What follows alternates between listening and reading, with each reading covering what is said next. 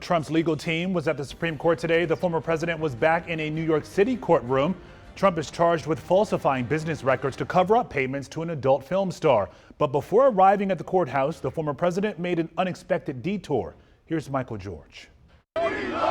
Donald Trump began his day with a campaign stop.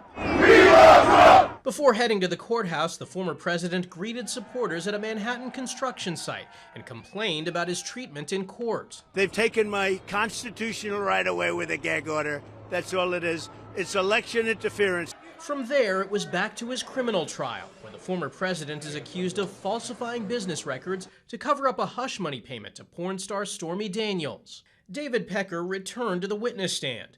The longtime tabloid publisher said he worked with Trump to buy damaging stories and then squash them during the 2016 presidential race.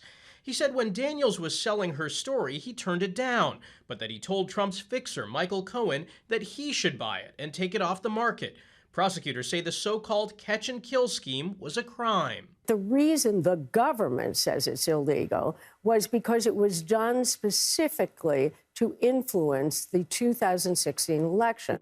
Keep information from the public. The former president said this about Pecker. David's been very nice. He's a nice guy. Prosecutors say that was a message to Pecker and another violation of the judge's gag order. Trump, who's pleaded not guilty to 34 felony counts, will be back in court on Friday when Pecker returns to the stand. Michael George, CBS News, New York. And by the way, the case is the first ever criminal trial of a former U.S. president. So with 4 ongoing prosecutions, this may be the first of Trump's cases to reach a jury.